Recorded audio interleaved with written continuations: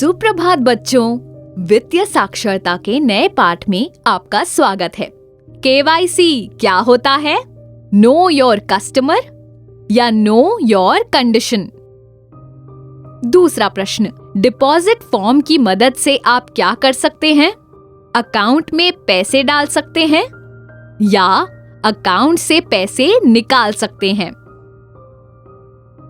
तीसरा प्रश्न, account number याद रखना बहुत कठिन है। ये नंबर कहाँ लिखा रहता है? पासबुक में या एटीएम कार्ड? चौथा प्रश्न, पासबुक क्या होता है? पहला, पुस्तिका जिसमें आपके अकाउंट में होने वाली सारी गतिविधियां लिखी होती है। दूसरा, पुस्तिका जिसमें आपके अकाउंट से होने वाले सारे विथड्रॉल लिखे रहते हैं। पांचवा प्रश्न, बैंक से आप पैसे किस तरह निकाल सकते हैं? विथड्रॉल फॉर्म या एटीएम कार्ड के जरिए या डिपॉजिट फॉर्म के जरिए? बहुत अच्छा, ये देखकर अच्छा लगा कि आप सब अब तक के सारे पाठों पर ध्यान दे रहे हैं। आपकी ही तरह प्रिया भी गुप्ता मैडम की सारी बातों पर बहुत ध्यान दे रही है। आइए देखते हैं कि वो अभी किस बारे में बात कर रहे हैं। गुप्ता मैडम, क्या बचत खाते के अतिरिक्त बैंक में पैसे जमा करने के कोई साधन हैं? तुम जानती हो कि हम बैंक में अपने पैसे रख सकते हैं। तुमने ये भी देखा है कि बैंक में रखे पैसे ब्याज को आकर्षित करते हैं। आज मैं तुम्हें बैंक की ओर से दिए जाने वाली दूसरी निवेश योजनाओं के बारे में बताऊंगी। इनमें से एक साधन फिक्स्ड डिपॉजिट यानी कि एफडी है। अगर तुम्हारा किसी बैंक के साथ अकाउंट बना हुआ है तो तुम उस बैंक से एक फिक्स्ड डिपॉजिट अकाउंट में पैसे डाल सकते हो। ऐसा करने से तुम्हारे डाले गए पैसे उस डिपॉजिट पीरियड तक ब्लॉक हो जाएंगे। ये डिपॉजिट 7 दिनों से लेकर 10 साल तक के लिए फिक्स्ड किया जा सकता है। ब्याज का दर डिपॉजिट की समय सीमा पर निर्भर करता है। समय सीमा के अंत से पहले डिपॉजिटर इस तरह के खाते से पैसे नहीं निकाल सकता है। फिक्स्ड डिपॉजिटर पर उठने वाला ब्याज आम अकाउंट के ब्याज से अधिक होता है। आप यहाँ पर एक एफडी के ब्याज दर का टेबल देख सकते हैं। कुछ बैंक कम ब्याज दर के साथ समय से पहले निकासी की सुविधा प्रदान करते हैं। परिपक्वता की तारीख पर बैंक जमाकर्ता के बैंक खाते में मूलधन और ब्याज जमा करता है। इसलिए आपको निर्णय लेने से पहले निवेश के प्रकार को जानना चाहिए और इसके प्रस्तावों को समझना चाहिए।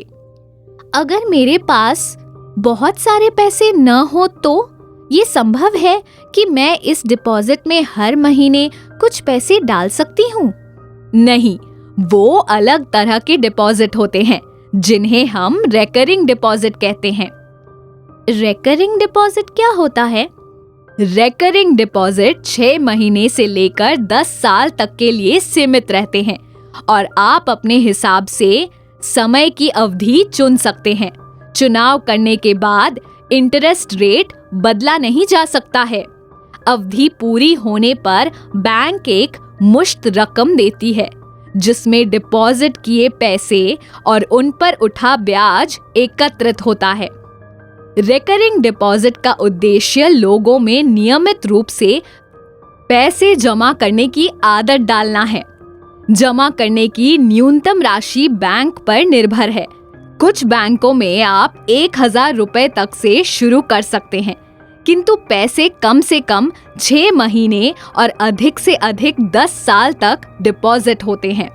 ब्याज का दर फिक्स्ड डिपॉजिट के समान होता है, अर्थात सेविंग्स अकाउंट से अधिक होता है। समय से पूर्व पैसे निकालने के नियम बैंक पर निर्भर करते हैं और आप कुछ शर्तों पर पैसे पहले निकाल सकते हैं। आरडी के इंटरेस्ट रेट निम्नलिखित टेबल पर दिए हुए हैं। धन्यवाद गुप्ता मैडम, मैं एक आरडी में निवेश करना चाहूंगी। मेरे लिए हर महीने अपने वेतन का कुछ हिस्सा डिपॉजिट करना अधिक आसान रहेगा। ये बहुत अच्छा रहेगा। तुम कल आकर इसके लिए सारी आवश्यक प्रक्रिया करवा लेना। आइए एफडी और आरडी की विशेषताओं को संक्षेप में देखते हैं।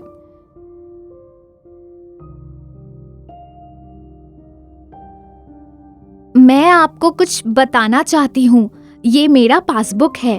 मैं पिछले कुछ महीनों से अपने पैसे बैंक में जमा कर रही हूँ। इन जमा किए पैसों पर मुझे कुछ ब्याज मिला है। वाह प्रिया, ये तो बहुत अच्छा है। हमें तुम पर गर्व है। धन्यवाद। मुझे लगता है आप दोनों को भी बैंक में खाता खुलवा लेना चाहिए ताकि आपकी बचत के पैसे भी सुरक्षित रहें और बढ़ते हुए रहें। प्रिया अपने माता पिता को सब कुछ समझाती है। मैं अपने वेतन के पैसों को बैंक खाते में जमा करवाना चाहती हूँ। अलमारी में पैसे रखने से मुझे उनकी चिंता हर समय लगी रहती है। बैंक में जमा करने से मुझे चिंता नहीं करनी होगी। सही कहा।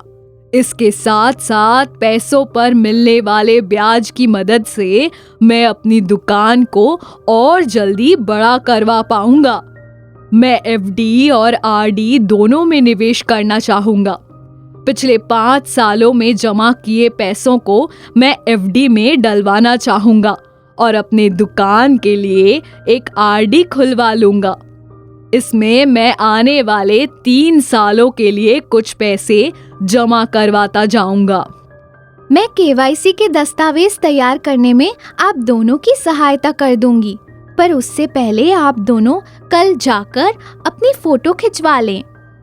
दूसरे दिन प्रिया अपने माता पिता के दस्तावेजों को जांचती है और उनके फोटो खिंचवाकर उनका खाता खुलवाने के लिए उनके साथ बैंक चली जाती है। वापस आते समय उनकी मुलाकात विकास चाचा से होती है। वो उन्हें शिखा और विश्वास महाशय के खाते खुलवाने के बारे में बताते हैं। मैं खुश हूँ कि आप सबको बैंक में खाता खुलवाने के फायदों और उनसे जुड़ी अन्य प्रक्रियाओं के बारे में जानकारी प्राप्त हुई है। क्या आप जानते हैं कि डाकघर भी आपको ये सारे साधन उपलब्ध करते हैं? सच्ची? ऐसा कैसे होता है? इसकी प्रक्रिया बिल्कुल बैंक की तरह है। डाकघर में छोटे बच्चे भी बचत खाता खुलवा सकते हैं। डाकघर में खाता बनाए रखने के लिए न्यूनतम राशि 500 रुपए है। हर अकाउंट होल्डर को एक पासबुक, चेकबुक, एटीएम कार्ड मिलता है। इसके अलावा आप डाकघर में फिक्स डिपॉजिट, रेकरिंग डिपॉजिट यानी कि मासिक निवेश योजनाएं या MIS जैसे बचत योजनाओं में भी निवेश कर सकते हैं। इन सब के बारे में आप विस्तार से बाद में जानेंगे।